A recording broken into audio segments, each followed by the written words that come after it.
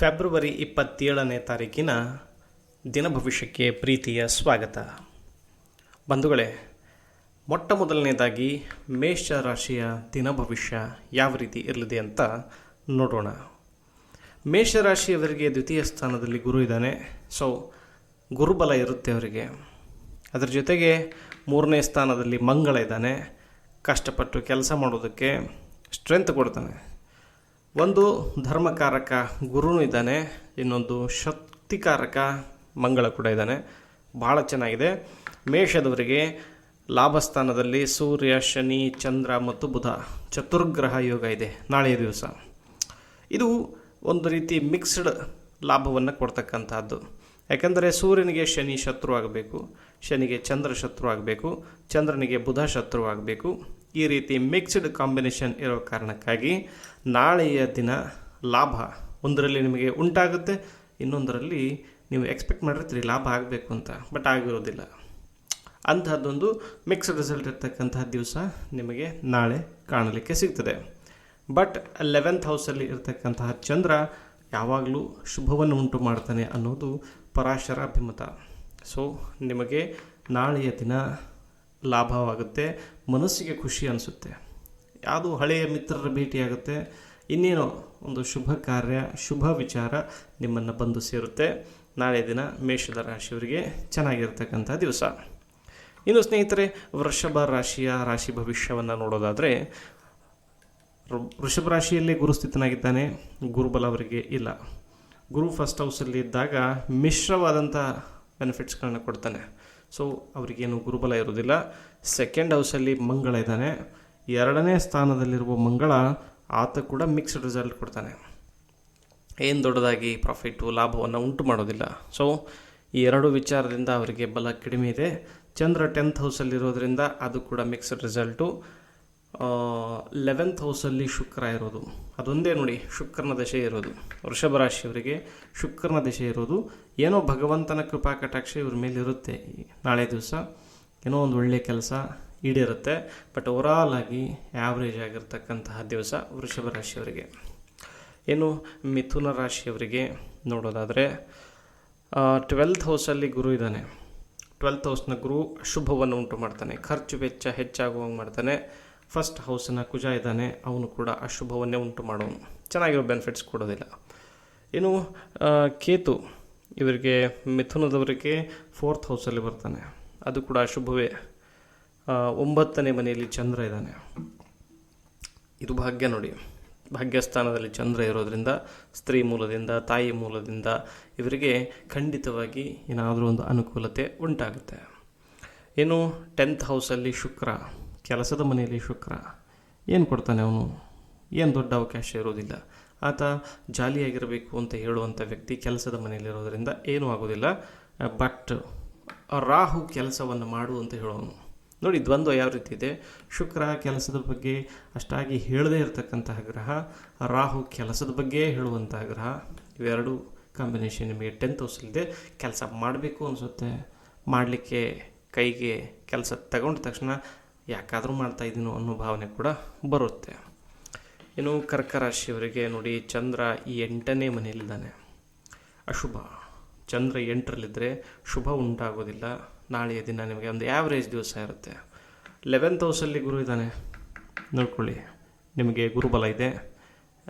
ಏನಾದರೂ ಹೊಸ ಕೆಲಸ ಕಾರ್ಯ ಪ್ರಾರಂಭಿಸೋದಿದ್ದರೆ ನಿಮಗೆ ಅನುಕೂಲ ಉಂಟು ಮಾಡ್ತಾನೆ. ಆದರೆ ಮಂಗಳ 12ರಲ್ಲಿರೋದ್ರಿಂದ ಕೆಲಸಗಳು ಕಷ್ಟ ಆಗ್ತವೆ, ನಿಭಾಯಿಸೋದು ಕಷ್ಟ ಇರ್ತದೆ, ಅಷ್ಟು ಸುಲಭ ಆಗೋದಿಲ್ಲ ನಿಮಗೆ ನಾಳೆಯ ದಿವಸ.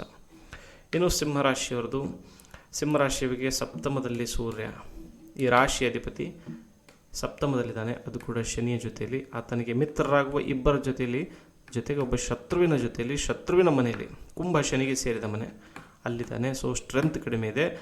ಆರೋಗ್ಯಕ್ಕೆ ಸಂಬಂಧಪಟ್ಟ ಹಾಗೆ, ಪಚನ ಕ್ರಿಯೆಗೆ ಸಂಬಂಧಪಟ್ಟ ಹಾಗೆ, ಮತ್ತು ನಿಮಗೆ ಕೂದಲು ಉದುರುವ ಸಮಸ್ಯೆ, ಈ ರೀತಿಯ ಸಮಸ್ಯೆಗಳು ಕಾಡುವಂತಹ ಸಮಯ ಇದು ನಿಮಗೆ. ಇನ್ನು 8th ಹೌಸಲ್ಲಿ ಶುಕ್ರ ಇರೋದರಿಂದ, ಶುಕ್ರ 8th ಹೌಸಲ್ಲಿದ್ದರೆ ಏನು ಅನುಕೂಲ ಆಗೋದಿಲ್ಲ. ಇನ್ಫ್ಯಾಕ್ಟ್ ಹೆಂಡತಿ ಜೊತೆಯಲ್ಲಿ ಕಿರಿಕಿರಿ, ಮನಸ್ತಾಪ, ಕೌಟುಂಬಿಕವಾದಂಥ ಸಮಸ್ಯೆಗಳು ಉಂಟಾಗುವಂಥ ಸಮಯ ಇದಾಗಿರುತ್ತೆ. ಇನ್ನು ಸ್ನೇಹಿತರೆ, 10th ಹೌಸಲ್ಲಿ ಗುರು ಬರ್ತಾನೆ. ಇವರಿಗೆ ಗುರುಬಲ ಇಲ್ಲ. ಸಿಂಹರಾಶಿಯವರಿಗೆ ಗುರುಬಲ ಇಲ್ಲ. ಇನ್ನು ಕನ್ಯಾ ರಾಶಿಯಲ್ಲೇ ಯಾರಿದ್ದಾರೆ? ಕೇತು ಇದ್ದಾನೆ. ಕೇತು ಫಸ್ಟ್ ಹೌಸಲ್ಲಿದ್ದರೆ ಅಶುಭವನ್ನು ಉಂಟು ಮಾಡ್ತಾನೆ. ಏನು ನಿಮ್ಮ ಬಗ್ಗೆ ನಿಮಗೆ ಕಾನ್ಸಂಟ್ರೇಷನ್ ಇರೋದಿಲ್ಲ, ಏನು ಮಾಡ್ತಾಯಿದ್ದೀನಿ ಅನ್ನೋ ಕ್ಲಾರಿಟಿನೂ ಇರೋದಿಲ್ಲ. ಜೊತೆಗೆ ನಿಮಗೆ 9th ಹೌಸಲ್ಲಿ ಗುರು ಇರೋದ್ರಿಂದ ಗುರುಬಲ ಇರುತ್ತೆ. ಬಟ್ ಏನಾಗುತ್ತೆ, ಏನು ಮಾಡ್ತಾಯಿದ್ದೀನಿ ಅನ್ನೋದ್ರ ಬಗ್ಗೆ ನಿಮಗೆ ಸ್ಪಷ್ಟತೆ ಇರೋದಿಲ್ಲ. ಇದೇ ಸಮಸ್ಯೆ ನಿಮ್ಮನ್ನು ಕಾಡುತ್ತೆ. 10th ಹೌಸ್ನ ಮಂಗಳ ಇದ್ದಾನೆ, ಅವ್ನು ಬೆಸ್ಟು. 10th ಹೌಸಲ್ಲಿ ಕೆಲಸ ಕೊಡ್ತಾನೆ, ಕೆಲಸ ಮಾಡೋ ಹಾಗೆ ಮಾಡ್ತಾನೆ, ಎಲ್ಲ ಇದನ್ನು ನಿಮ್ಮನ್ನು ಇನ್ಪುಟ್ಸ್ ಕೊಡ್ತಾನೆ. ಬಟ್ ಔಟ್ಪುಟ್ ಬರುವ ಪ್ರಯತ್ನ ನಿಮ್ಮಿಂದ ಆಗೋದಿಲ್ಲ. 6th ಹೌಸ್ ಬಲಾಢ್ಯವಾಗಿದೆ ನಿಮಗೆ. ಶತ್ರುವನ್ನು ಎದುರಿಸುವ ಸ್ಥಾನ, ಸಾಲವನ್ನು ಎದುರಿಸುವ ಸ್ಥಾನ, ರೋಗವನ್ನು ಎದುರಿಸುವ ಸ್ಥಾನ, ಕರಿಯರ್ನ ಸ್ಥಾನ. ಇಲ್ಲಿ ಸೂರ್ಯ, ಶನಿ, ಚಂದ್ರ, ಬುಧ ಇದ್ದಾರೆ. ನಿಮಗೆ ಚಂದ್ರ 6th ಹೌಸಲ್ಲಿರೋದ್ರಿಂದ ಅಶುಭ ಉಂಟು ಮಾಡ್ತಾನೆ. ಶತ್ರುಗಳ ಕಾಟ, ಸಾಲಗಾರರ ಕಾಟ ಸ್ವಲ್ಪ ಹೆಚ್ಚಾಗುತ್ತೆ. ಮನಸ್ಸಿಗೆ ಟೆನ್ಷನ್ನು, ಕಿರಿಕಿರಿ, ನೆಮ್ಮದಿ ಇಲ್ಲ ಅನ್ನುವ ರೀತಿಯಾದಂತಹ ಸಮಸ್ಯೆಗಳು ಕೂಡ ನಿಮಗೆ ಕಾಣಿಸ್ಕೊಳ್ತವೆ. ಸ್ನೇಹಿತರೆ, ಇನ್ನು ತುಲಾರಾಶಿಯ ರಾಶಿ ಭವಿಷ್ಯ. ತುಲಾರಾಶಿಗೆ ಅಧಿಪತಿ ಶುಕ್ರ ಎಕ್ಸಾಲ್ಟೆಡ್ ಆಗಿದ್ದಾನೆ ಮೀನರಾಶಿಯಲ್ಲಿ, ಅದು ಕೂಡ 6th ಹೌಸಲ್ಲಿದ್ದಾನೆ. ಸೊ ನಗನಗತ ಕೆಲಸವನ್ನು ಫೇಸ್ ಮಾಡ್ತೀರಿ. ರಾಹು ಕೂಡ 6th ಹೌಸಲ್ಲಿದ್ದಾನೆ. ನಿಮ್ಮ ಶತ್ರುಗಳನ್ನು ನೀವು ಹಿಮ್ಮೆಟ್ಟಿಸ್ತೀರಿ, ಗೆಲ್ಲುವ ಕಡೆಗೆ ಮುನ್ನುಗ್ತೀರಿ. ಭಾಳ ಚೆನ್ನಾಗಿರ್ತಕ್ಕಂಥ ಸಮಯ. 5th ಹೌಸನ ಚಂದ್ರ ಇದ್ದಾನೆ. ನಿಮಗೆ ಚಂದ್ರನ ಭಾಗ್ಯ ಇದೆ, ಬಟ್ ಗುರುವಿನ ಬಲ ಇಲ್ಲ. ಸೊ ದೊಡ್ಡ ಕೆಲಸಗಳಿಗೆ ಮೈ ಮೇಲೆ ಎಳೆದುಕೊಂಡು ಜವಾಬ್ದಾರಿಗಳನ್ನು ತೆಗೆದುಕೊಂಡು ಮುನ್ನುಗ್ಗಲಿಕ್ಕೆ ಹೋಗಬೇಡಿ. ಇನ್ನು 9th ಹೌಸ್ನ ಕುಜ, ಅವನು ಕೂಡ ಮಿಕ್ಸ್. ಏನು ಆ ಕಡೆಗೆ ದೊಡ್ಡದಾಗಿ ಅವಕಾಶವೂ ಕೊಡೋದಿಲ್ಲ, ಈ ಕಡೆಗೆ ನಿಮಗೆ ದೊಡ್ಡದಾಗಿ ಕಷ್ಟವನ್ನು ಉಂಟು ಮಾಡೋದಿಲ್ಲ. ಸೊ ಆ ರೀತಿ ಇದೆ. ಇನ್ನು ವೃಶ್ಚಿಕ ರಾಶಿಯವರಿಗೆ ಚತುರ್ಥದಲ್ಲಿ ಚಂದ್ರ ಕಾಣಿಸ್ಕೊಳ್ತಾನೆ. ಚತುರ್ಥದ ಚಂದ್ರ ಮನೆಗೆ, ತಾಯಿಗೆ, ನಿಮ್ಮ ಪರ್ಸ್ನಲ್ ಖುಷಿ, ನೆಮ್ಮದಿಗೆ, ಗೆಳೆಯರೊಟ್ಟಿನ ಬದುಕಿಗೆ ಚಾಲೆಂಜಸ್ಗಳನ್ನು ತಂದುಕೊಡ್ತಾನೆ. ಶನಿ ಕೂಡ 4th ಹೌಸಲ್ಲಿದ್ದರೆ ಅಶುಭವನ್ನೇ ಉಂಟು ಮಾಡ್ತಾನೆ. ನೋಡ್ಕೊಳ್ಳಿ, ಇಬ್ಬರು ಅದೇ. ಸೂರ್ಯ ಕೂಡ 4th ಹೌಸಲ್ಲಿದ್ದರೆ ಅಶುಭವನ್ನೇ ಉಂಟು ಮಾಡ್ತಾನೆ. ಬುಧ 4th ಹೌಸ್ನಲ್ಲಿದ್ದರೆ ಅಶುಭ ಉಂಟು ಮಾಡ್ತಾನೆ. ಈ 4 ಗ್ರಹಗಳು ನಿಮಗೆ 4th ಹೌಸಲ್ಲಿವೆ. ಇವರೆಲ್ಲರೂ ಅಶುಭವನ್ನೇ ಉಂಟು ಮಾಡುವಂಥವ್ರು. ಸೊ ವೃಶ್ಚಿಕದವರು ಸ್ವಲ್ಪ ಜಾಗರೂಕರಾಗಿರಿ. ಕುಜ 5th ಹೌಸಲ್ಲಿದ್ದಾನೆ. ಶುಕ್ರ ನಿಮಗೆ 5th ಹೌಸಲ್ಲಿದ್ದಾನೆ. ಶುಕ್ರ ದಶೆ ಇದೆ ನಿಮಗೆ, ಶುಕ್ರನ ಸ್ಟ್ರೆಂತ್ ಇದೆ. ಇನ್ನು ಸಪ್ತಮದಲ್ಲಿ ನಿಮಗೆ ಗುರು ಕಾಣಿಸ್ಕೊಳ್ತಾನೆ, ಗುರು ಬಲ ಇದೆ. ಸೊ ಶುಕ್ರ ಮತ್ತು ಗುರುವಿನ ತೇಜಸ್ಸಿನಿಂದಾಗಿ ಚೆನ್ನಾಗಿದೆ ನಿಮಗೆ. 9ನೇ ಮನೆಯಲ್ಲಿ ಕುಜ ಇದ್ದಾನೆ. ಸೊ ಅದು ಆ್ಯಾವ್ರೇಜ್ ಆಗಿರ್ತಕ್ಕಂಥದ್ದು. ಬಟ್ ನಿಮಗೆ ನಾಳೆಯ ದಿವಸ ಅಷ್ಟಾಗಿ ಬೆನಿಫಿಟ್ಸ್ ಇಲ್ಲ, ಚಂದ್ರನ ಶಕ್ತಿ ಕಡಿಮೆ ಇದೆ. ಏನು ಧನುರಾಶಿಗೆ ತೃತೀಯದಲ್ಲಿ ಚಂದ್ರ ಇದ್ದಾನೆ. ಸೊ ನಿಮಗೆ ಚಂದ್ರನ ಶಕ್ತಿ ಇದೆ, ಚಂದ್ರನ ಭಾಗ್ಯ ಇದೆ, ಬಟ್ ಗುರುವಿನ ಭಾಗ್ಯ ಇಲ್ಲ. ಸೊ ಮಿಕ್ಸ್ಡ್ ರಿಸಲ್ಟ್ ಇದೆ ನಿಮಗೆ. 4th ಹೌಸ್ನಲ್ಲಿ ಶುಕ್ರ ಇದ್ದಾನೆ. ಶುಕ್ರ 4th ಹೌಸಲ್ಲಿದ್ದರೆ ಮನೆಗೆ ಖುಷಿ, ನೆಮ್ಮದಿ. ನೋಡಿ, ಇವರಿಗೆ ವೃಶ್ಚಿಕದವರಿಗೆ ಮನೆಗೆ ಕಷ್ಟ ಅನಿಸಿದರೆ ಧನಸ್ಸು ರಾಶಿಯವರಿಗೆ ಮನೆಯಲ್ಲಿ ನೆಮ್ಮದಿ ಅಂತ ಅನಿಸುತ್ತೆ. ಸಪ್ತಮದಲ್ಲಿ ಮಂಗಳ ಇರೋದ್ರಿಂದ ಪ್ರೀತಿ ಪ್ರೇಮದ ವ್ಯವಹಾರಗಳಲ್ಲಿರೋರಿಗೆ, ಮದುವೆ ವಿಚಾರವನ್ನು ಕಾಯ್ತಾ ಇರುವಂಥವರಿಗೆ ಅಷ್ಟು ಅನುಕೂಲವಾದ ದಿವಸ ನಾಳೆ ಆಗಿರುವುದಿಲ್ಲ. ಇನ್ನು ಮಕರ ರಾಶಿಗೆ 2nd ಹೌಸಲ್ಲಿ ಚಂದ್ರ ಇದ್ದಾನೆ. ಶುಭ. ನಿಮ್ಮ ಕುಟುಂಬ, ಆರೋಗ್ಯ, ಆಯಸ್ಸು, ಮನಸ್ಸು ಇದಕ್ಕೆ ಖುಷಿ ಕೊಡುವಂಥ ದಿವಸ ನಾಳೆ ಆಗಿರುತ್ತೆ. ಶನಿ 2nd ಹೌಸಿಗೆ ಮಾರಕ. ನೋಡಿ, ಈತನ ಜೊತೆಗೆ ಈತ ಇದ್ದಾನೆ. ಸೊ ಇದು ನಿಮಗೆ ಆಲ್ಮೋಸ್ಟ್ ಮಾರ್ಚ್ ಎಂಡ್ವರೆಗೂ ಶನಿಯ ಉಪಟಳ ಇದ್ದೇ ಇರುತ್ತೆ. ನಿಮಗೆ 7:30 ಟೈಮ್ ಇರೋದ್ರಿಂದ ಶನಿಯ ಉಪಟಳ ನಿಮಗೆ ಇದ್ದೇ ಇರುತ್ತೆ. ಬಟ್ ಚಂದ್ರ ನಾಳೆ ದಿವಸ ನಿಮಗೆ ಒಂದು ದಿವಸದ ಮಟ್ಟಿಗೆ ಖಂಡಿತವಾಗಿ ಖುಷಿಯನ್ನು ಕೊಡ್ತಾನೆ. ಇನ್ನು ಸ್ನೇಹಿತರೆ, ಕುಂಭರಾಶಿಯವರಿಗೆ ಇವರಿಗೆ 7:30 ನಡೀತಾ ಇದೆ. ಇನ್ನು ವರ್ಷಗಟ್ಟಲೆ ಇದೆ. ಸೊ ಅದರ ಬಗ್ಗೆ ಅವರು ಜಾಗೃತರಾಗಿರಬೇಕು. ನೆಕ್ಸ್ಟ್ ಮೀನಕ್ಕೆ ಹೋದ ನಂತರ 2.5 ವರ್ಷ ಇರುತ್ತೆ ಕುಂಭದವರಿಗೆ 7:30. ಸೊ ಅದರ ಜೊತೆಗೆ ಚಂದ್ರ ಇದ್ದಾನೆ. 1st ಹೌಸ್ನ ಚಂದ್ರ ಏನು ಅನುಕೂಲ ಆಗೋದಿಲ್ಲ. ಮಿಕ್ಸ್ಡ್ ರಿಸಲ್ಟ್, ಒಂದು ಮಿಶ್ರವಾದಂಥ ಫಲ ಕೊಡುವಂಥವನು. ಸೂರ್ಯ 1st ಹೌಸಲ್ಲಿದ್ದರೆ ಅಶುಭವನ್ನು ಉಂಟು ಮಾಡ್ತಾನೆ. ನಿಮ್ಮ ಹೆಸರಿಗೆ, ನಿಮ್ಮ ಕೀರ್ತಿ, ನಿಮ್ಮ ನೆಮ್ಮದಿಗೆ, ನಿಮ್ಮ ಆರೋಗ್ಯಕ್ಕೆ ಧಕ್ಕೆ ಬರುವಂತಹ ದಿವಸಗಳು ಇವು ಆಗಿರ್ತವೆ. ಸೊ ಆ ಬಗ್ಗೆ ಎಚ್ಚರವಾಗಿ ಇರಿ. ಇನ್ನು ಗೆಳೆಯರೇ, ಕೊನೆಯ ರಾಶಿ ಮೀನರಾಶಿ. ಬಂಧುಗಳೇ, ನಮ್ಮ ಸರಳ ಜ್ಯೋತಿಷ್ಯ ಗ್ರೂಪ್ ಲಿಂಕ್ ನಿಮಗೆ ಕೆಳಗೆ ಕೊಟ್ಟಿರ್ತೇವೆ.